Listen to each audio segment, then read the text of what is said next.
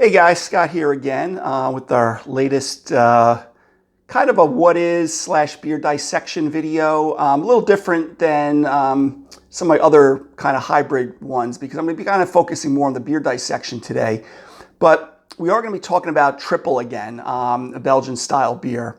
And I actually have a Canadian version today. If you want to go back to my video, I do a video specifically on Tripel, which I dive in a lot more of the history. I am going to highlight a few things about it today too, about the history of Tripel, but maybe not as in depth as that video. And I also did a beer dissection of, I believe, Victory Golden Monkey, which is an American version on there. So if you like this video, you may want to go back to that. The beer I have today is La Fin du Monde, okay, courtesy of one of my favorite Canadians, Karen. I don't usually use last names on YouTube, but Karen and Ron, one of my best friends, were here on the weekend. And this beer is from Quebec City, from Unibroue. If I'm pronouncing Unibroue properly, I've had this beer one time, maybe 5 to 8 years ago. It is a golden triple, they call it, which, again, it's not listed in the BJCP as one of the standard examples of the style of triple, but most people who are kind of into beer know this is one of the more higher quality styles that are not within the BJCP manual. Fin du Monde means the end of the world, and again, I'll get to a little bit more of that in a second. So remember with Tripel, it's really a Trappist style of beer, or from the Trappist appellation, I guess you want to call them, or designation, I guess, that people have. And that style of Tripel started around 1934 at Westmalle. I think it was Father Thompson who started the style. Now, most people think, and I do have some videos about monastic brewing and Trappist and Abbey brewing, feel these styles of beer have gone back hundreds of years. They've been brewing beer for hundreds of years, but some of these styles like Tripel that I just talked about, as well as Double, really early 20th century they were around. Now, remember with Trappist beers, to be a Trappist designation, you have to brew on the site of the monastery. The monks either have to brew the beer or oversee the beer, and then all the money proceeds have to go to support the monastery. So again, I go into a lot more of that with my other Tripel video there. Okay, so again, that's why I said this is a little bit more of a hybrid video with talking a little bit about the Trappist styles. Now, which the Trappist styles, but even though I have a Canadian version here, just like if I had Victory Golden Monkey, which is an American version. Remember with Tripel, it's kind of like a yellow, maybe a pale amber beer. There's gonna be a lot of esters. It's with a lot of Belgian styles, it's gonna be more yeast dominated, so there's gonna be more phenols like clove or pepper, peppery phenols, some estery character like orange, lemon, citrus type of fruit that you'll have in Tripel. So again, some of the, and the style is usually about 7.5 to 9.5% alcohol. They're all going to be kind of like highly carbonated, and they're going to drink a lot lighter than what the alcoholic strength is, meaning that because they use candy sugar and the yeast eat all the sugars and produce the alcohol as well as other flavor components, they're going to drink a lot lighter than, say, 9.5%. Now, the one I have today, Tripel, I believe, is at exactly 9% alcohol. So just, a little bit more about the Tripel style, and I do have videos either posted or coming. I talk about Belgian Dark Strong, and I have a big monastic Trappist Abbey style brewing explanation. So again, look out for those videos. Either they're posted now or they will be posted shortly, depending on when you're viewing this. So again, with the style, again, dry finish. They use the candy sugar, which is usually light or dark depending on the color. In this style with the Tripel, it's usually going to be light candy sugar. Some commercial examples. Rochefort has a Tripel Chimay. which I believe is their yellow or cap. Other Akel, which is no longer Trappist Brewery because one of their monks, I think, had died or no longer is overseeing the brewing process. West Vletterlin, Chimay, like I said, Rochefort, La Trappe, Orval's Trappist, but they don't brew a triple. And like I said, of course, Westmalle is the one that's probably most famous for it, in the more classic style, and the first one that's been around. So, and again, yeast dominance with this, with all the phenols and everything that goes with it. So what I want to show you here, though, before I open up our Le Fin du Monde, which again is from Unibroue, it's out of Quebec City. Okay, very easy to find if you have a reasonably decent local beer store. This is around, sometimes they serve it in smaller bottles. This one's about 25 ounces. I think it's a liter and 9 ounces, this one. I want to show you this too. You see how there's a cork on it. So they call this a cork and cage. You see some champagne bottles like this. A lot of Trappist beers are like this. It's a cork basically with a cage on top to to protect it. So what's going to happen is when I open this up, I may pause the video slightly so I don't have an accident opening this thing up, and then we'll come right back to it. So this one, like I said, comes in about 9%. Le Fin du Monde, again, means end of the world. Again, the French explorers were in Canada, and they were looking for gold and spices and things like that. And when they were in the region of Quebec and Quebec's present-day Quebec City, they felt that they were like at the end of the world when they do this. So that's where kind of the name Le Fin du Monde. Now, I'm not French. Karen, who brought me this beer, speaks some French, and my buddy Ron does too, so they could correct me next time I see them. But this is courtesy of their purchase at one of my local stores here. And 19 IBUs. So remember, triple is going to have a little bit more bitterness than some other Belgian styles, even though hops are not going to dominate, but they do use enough bitterness to try to balance out some of the sweetness of the malt a little bit more than, say, doubles or Belgian dark strongs or things like that.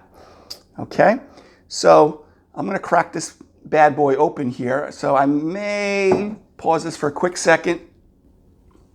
Okay, guys, quick transition there. While I was paused for a second or two, I kind of opened up the bottle.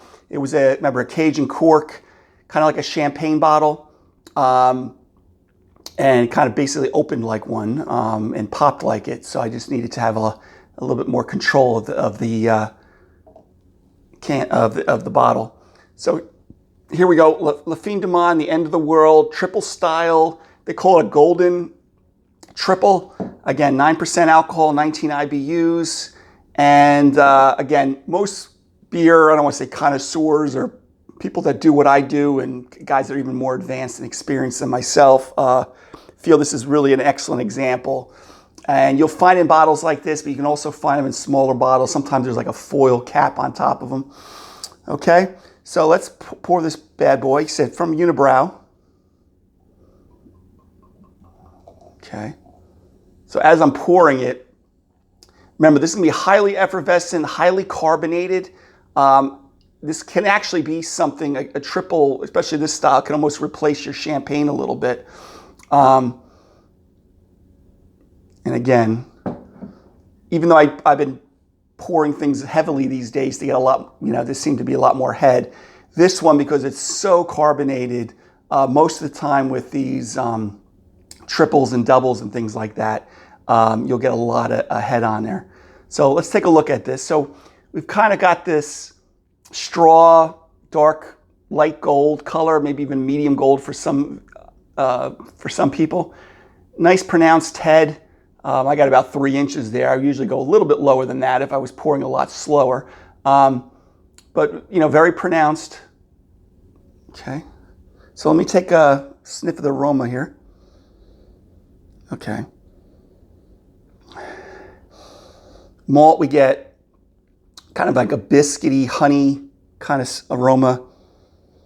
I even get a little bit of banana, probably again from some of the esters. Isoamyl acetate is the banana aroma that we get in some beers, and Weissbier is the one that's more prominent with that strain of yeast, but some of the Belgian yeasts will also do that. Light peppery phenols. Again, this is all coming from the yeast, all right? Peach, ester, maybe a little apple or pear. You know, I get a little bit more kind of an apple, peach, apricot. You know, you may even be thinking, you know, it smells a little bit more like orange than say apricot is, but you know, they're kind of in the similar family of, you know, aromatics. Yeah, so it's very pleasant. I mean, this is really nice. You definitely get the esters, the fruity, you know, technically citrusy, but it's not like, you know, grapefruit or anything like that. Peach, apricot, maybe a pear and or apple aroma. Okay, so here it is again. I'm going to take a little bit of a swig of this.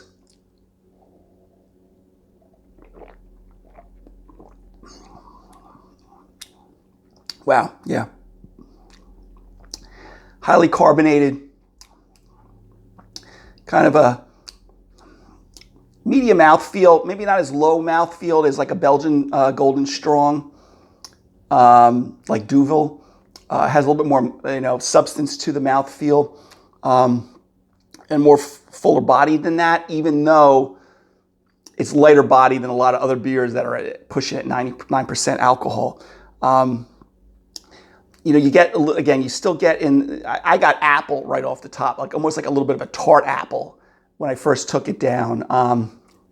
You know, some honey.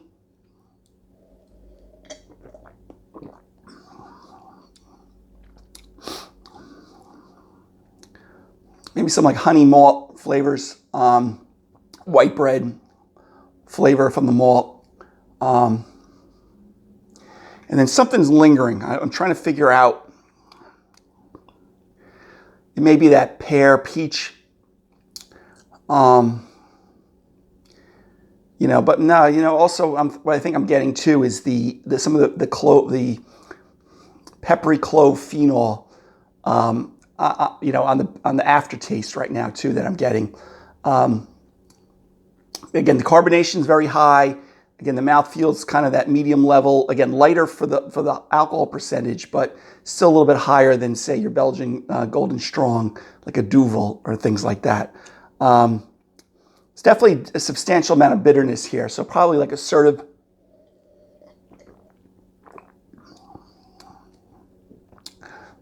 Definitely some assertive bitterness. And I guess I get, as it sits on my palate, I'm getting the bitterness. I get a little bit of that lemon, because there's something a little bit more tart that I'm getting on the taste than I do get with, say, a Westmalle Triple. I think I know what I'm getting too. Let me smell this again. If I recall, I think they use a little coriander in this too, an orange peel. So that's probably where I'm getting the orange, the apricot. And I just had to put it on the nose again. Yeah, there's some coriander in there. Not as much as, say, Allagash White or a wit beer, but, you know, it almost has that wit beer, you know, aroma and even on the taste buds here.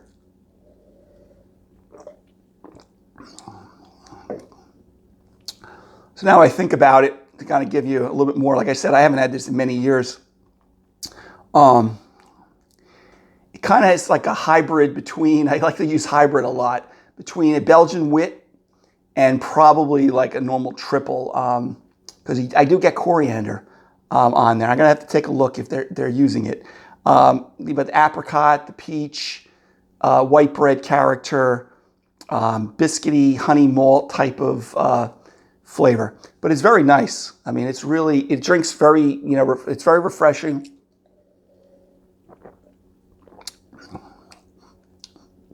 I would say this would pair very well with a lot of the dishes.